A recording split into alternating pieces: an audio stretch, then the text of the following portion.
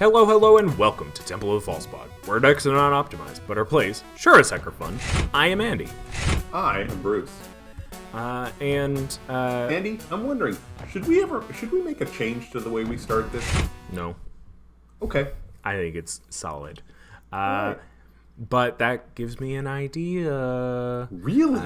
Yeah. Ever since, last week, we had that deck tale. Where I was just like, I would change so much about this.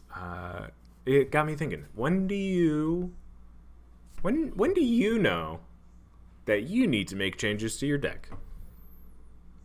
I'm going to take that as my own idea.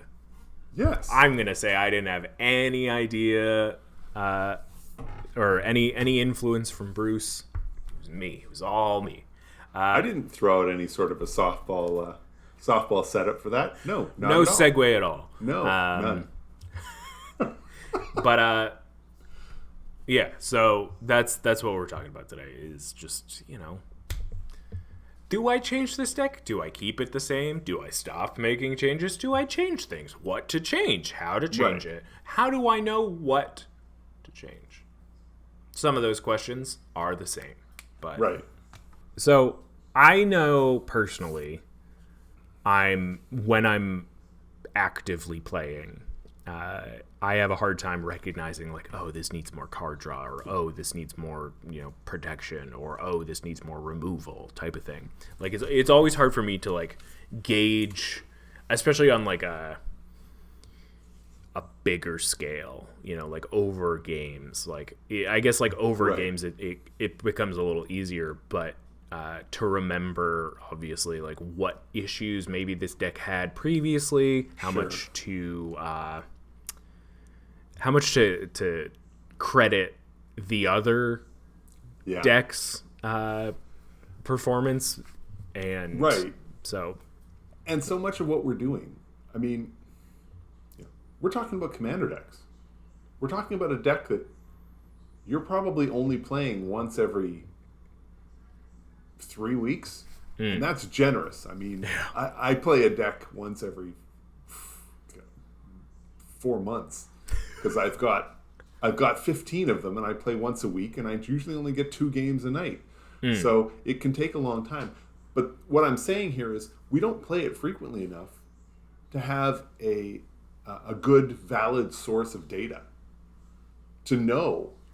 It's like, oh yes, I've played this deck 300 times, and I have discovered that this card is factually better than this card because of all these games that I've played, and I've calculated the results on all of those games and found this.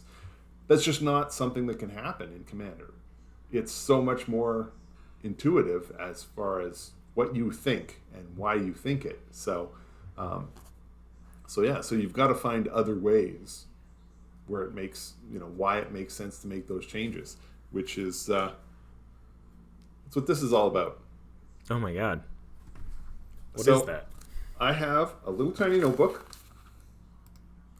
And after every night of Magic, I go through, I've got a page for each of my commander decks, and I write down what happened. In other words, who won and who lost. And then I also scribble in a line as far as what the deck did. Oh, I was totally mana screwed this game.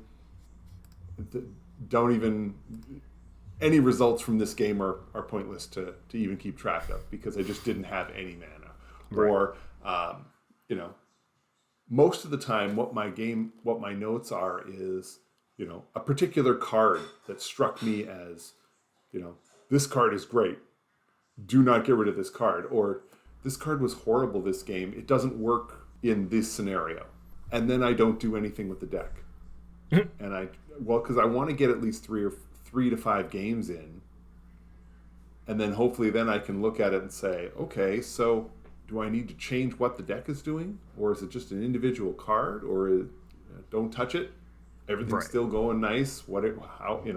That's when I start to look at making more decisions. And that's part of the reason, I will go back to that page and look back through the previous games and say, oh yeah, I forgot about that, because I remember even in another game when it didn't do anything either.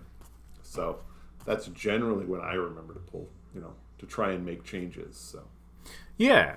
And I think for me, like, it's similar. Like, I should be taking more notes, especially with regards to, like, specific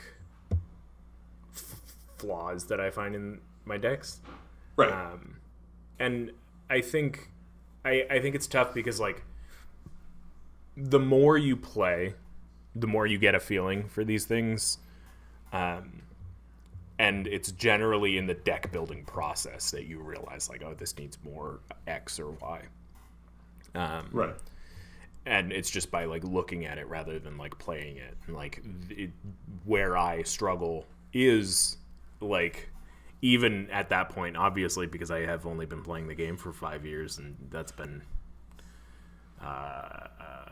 not so much lately. And it's, I don't know, like, I think even so much as, like, I need more card draw is such a vague and obscure idea. Like, right, everyone needs more card draw, right? And, like, I think that that's true to an extent, but I think that, like, there's also a point of, like, I have too much card draw. And, like, how do you know that? Because, like, right, you are dealing with a 100 card deck that is intentionally singular. Like, it's you've got, your X amount of effects that do this thing or this thing, and, like, right. shuffling is a struggle to begin with regardless. So, like, Right. like, things will never, generally speaking, be the same ever. Right. Well, like you said with card draw, I mean, generally speaking, I try and get 10 cards dedicated to drawing other cards in my decks. And if I have a game or two where I don't feel like I'm drawing enough cards, I don't treat that as, oh, I need more card draw in the deck. I have faith that 10% of my deck being primarily card draw cards is enough. What I will change, though, is I will go through those 10 cards and say, so which of these are crappy? Did I have a card in here that's a card draw? Like Solemn Simulacrum. If that's in my card draw stack and I don't feel like I'm getting enough card draw, I'm probably going to take that out because it draws one card. Unless you've got a way to constantly get it off the battle, to basically reproduce the effect over and over. I'm only getting one card draw. Well, I like most of my card draw to be somehow recursive. Maybe not every upkeep, but when you've got a card, Ristic Study that's a significant card draw card. But even if it's once every couple of turns, you get to draw a card because of something, or it has a way to draw cards more often than just once. That's kind of what I'm looking for. Yeah. And I think with, like, trying to figure out, like, do I have enough of this? I think the simple answer is repetition, right? Like, like, get as many games as you can. But not all of us have that luxury, of course. But I think, like, if you are in a position where you're looking to possibly upgrade a deck, then you're already looking for something wrong with your deck. And I think, like, for me, for instance, it's easy enough to leave a deck alone. Like, if it's doing the thing you want it to do, that's good enough for me, If it's doing deck, you don't, like, I think that early on, especially, I struggled with the idea that, like, I could just leave a deck alone. Right.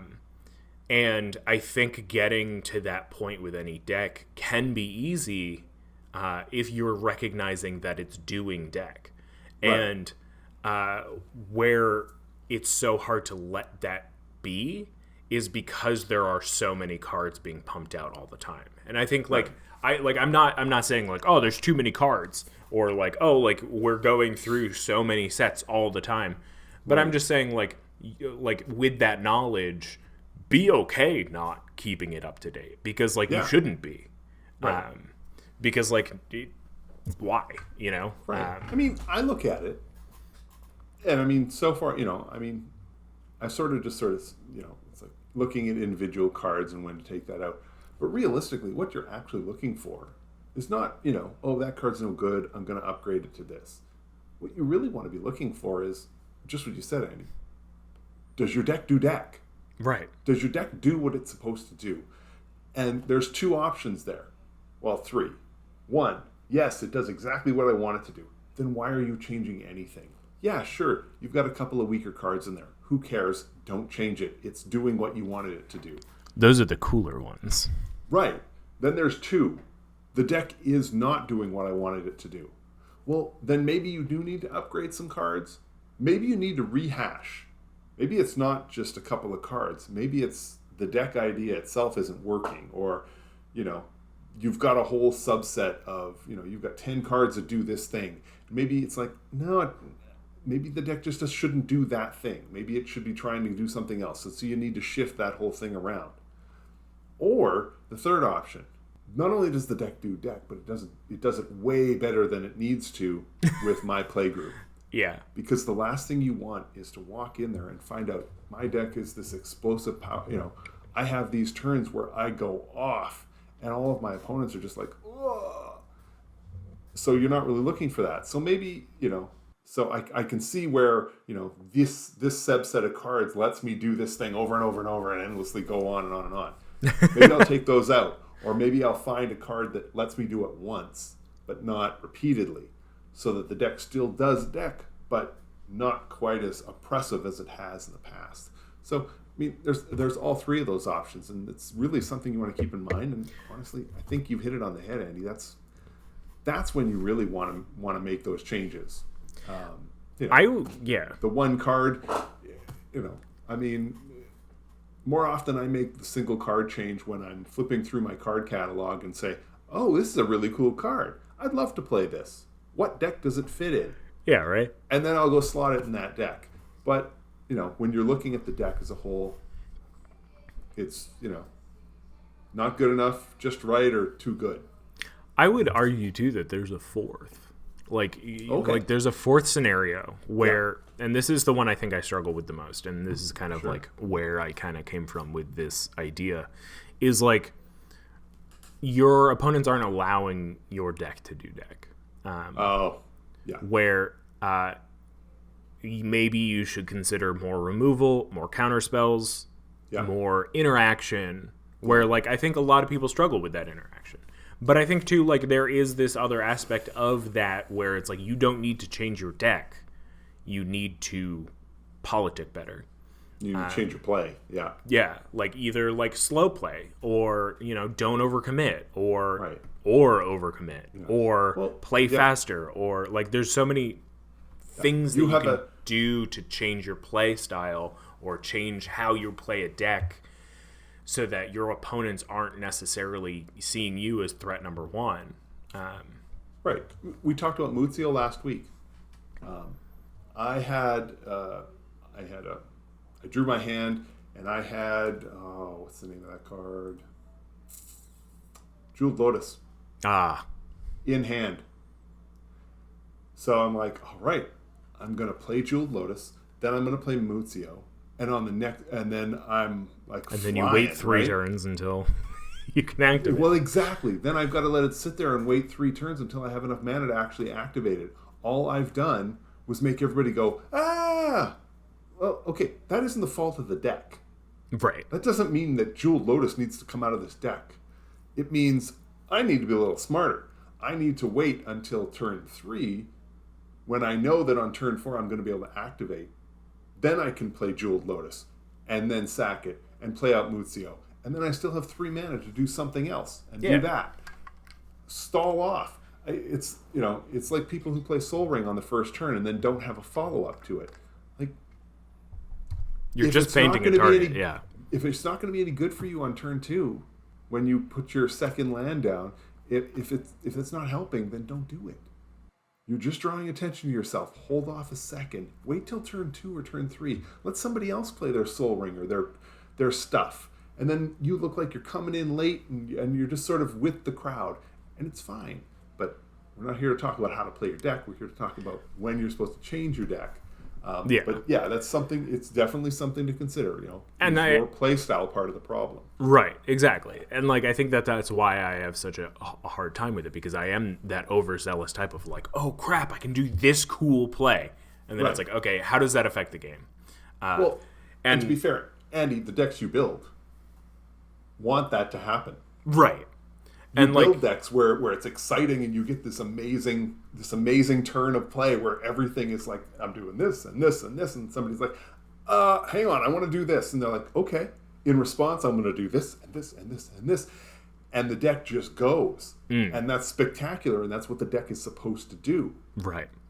Yeah. No, my deck's not supposed to win. But it means the next turn everybody's like, Andy just had a freaking amazing turn. We all need to go after him. But well, stop a second. The net result of that turn was that, I got to play 2 lands instead of 1, and I now have 3 treasure instead of none. Right. Consider what the result of that turn was. It looks like there was a lot there, but it means I've got a few extra mana for 1 turn. Easy. No need to have everybody swing at me and smack me for 20 over the course of 1 round of play. Yeah. And I think like that's kind of where it comes to too, right? Like is this idea where it could be I could slow play that, but it is also like me to do deck to have that happen. Yeah. And so like to analyze that moment, for instance, right? Like I do all these contraption-y things where I end up with some treasure and some lands. Yeah. I could look at that as a moment where I could change the things in my deck to have real impact during those moments rather than net some mana. And I could do those big turns and affect the board state for more than just mana reasons, to then actually become a threat and feel okay being the threat. And like, I mean, I've done my own work to figure out how to feel okay being the threat when I'm not necessarily the threat, but like, it's this idea that like, okay, well, maybe I do start playing counterspells. Maybe I do, start playing counterspells just so that I can hold them up, so that I can, maybe bluff going in the future. Like, if people know that I'm a guy who doesn't necessarily always play counterspells, then like they're gonna never assume that I have the counterspell. But if I start playing counterspells, then I can easily bluff that. Getting a little off track, but what I'm getting at is that there's this spot where I always hit a roadblock when either building or updating decks, where I don't know if I should take out maybe a redundant piece to the puzzle to have it become something that makes the game a little bit more consistent for me. Sure. Or be able to turn that threat into actual like game winning strategy. Okay. And I think like with it's easy to do the numbers, right? Like it's easy to be like, okay, I've got 10 draw spells. I've got 7 direct or targeted removal, or I've got like 3 or 4 board wipes that I can quickly recover from. Like like it's easy to look at the numbers, but it is harder to then like turn that into how effective has it been? Like am I playing this Cyclonic Rift just for defense purposes, or am I like using it to then follow up and win? And I think like it's a hard idea to like really kind of nail down of like given any one moment of like after playing a game, like all right, like I know I need to play more creatures, and like I think that's kind of the idea, is that like it's not based on one game. Right. It is writing that notebook. It is figuring out what the deck does over time. Right. Because no one game can, unless you somehow go through all your cards, there's never. And I mean, even then, your opponents aren't going to play the same. Right. So. Right, and for a lot of folks who play a lot with their deck, it becomes even more difficult because if your opponents are playing a different style, then realistically your deck, you want it to be different against each of those, and that can be something that's pretty difficult. So so it's interesting, right? Like it's interesting to think about even that of like if you're playing against the same play group every time, right? And they expect a thing out of your deck, they're going to change the way that they play. So then you either have to change your deck to play differently, or you need to make it less consistent, which is how we like to build decks. You and I like to build decks to begin with, which is to say, like, not unpredictable, but like in ways that like it doesn't get boring or like you're not just doing an arms race type thing, you know? Yeah, I mean, especially when you've got a single play group. So much of it. I mean, I was playing Yennet last week, and Void Winnower happened to be a card I flipped, and it was just straight misery. It was misery for my opponents there. Good. It was easily 60 to 65% of the cards they had couldn't be played. Every single way they had to get rid of it was some even costed mass removal spell. It just wasn't happening over and over and over and over again. And I even started swinging with it, being like, okay, I'm just going to swing. Just block it and kill it. But it's not easy to kill.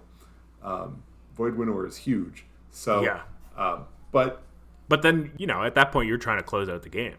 Right. But at the end of the game, I mean, after the game was over, I looked at it and I'm like, okay, so does this need to come out? Because, I mean, I want my opponents to be able to play. It's one thing to sort of shut down one card, but I shut down, I mean, one of my opponents, their commander was an even costed commander. And it was absolutely essential to the deck. So they were literally just pulling a card off the top, looking at it, looking for removal, go. Because the game was over for them. Somebody had to get rid of that card. And at that point, even I couldn't get rid of the card. So I was doing what I could to make it easier for my opponents to get rid of it. But it's like, so do I want that gone, or was that an outlier? Was it just my opponents had some rotten luck and didn't find a removal spell that they could play? Was it, or is it truly something that just needs to go? Like, if it's a speed bump, then that's one thing. But if it's going to destroy somebody's game, then maybe I need to take it out. But for now, I noted the result in my book. If it happens again, I'll take it out. I feel like that's a very similar thing for me with like Revel and Riches, where like it does a thing that really helps my game out. But with this Void Winnower experience, like, you're not the only one benefiting from it, from having that player be turned off, right? Like, that player can not only not like, that player is unfortunately in a position where they especially need that removal. Because your other two opponents will also see that opponent needs it more than they do, and are probably more willing to keep it around until that. So how long are they willing to dance? Right. And I think try and make it work. I think it's tough because with Yennet specifically, like, it's a very good piece in that game. Like, it's a very good piece in that deck. Yeah, where it doesn't stop me at all. Right. And where you should, I think, focus that energy of, like, changing things up, maybe, is not necessarily, like, getting rid of that card because it caused a few feel-bads. Like, it was a game for you and it was a game for them. Yeah. It's like, and this is just kind of a thing that I've a self journey that I've been going on of like, when do I stop worrying about what my opponents think about a single card, Right. Because like I think that there is there's definitely a lot of value in considering your opponents for any card.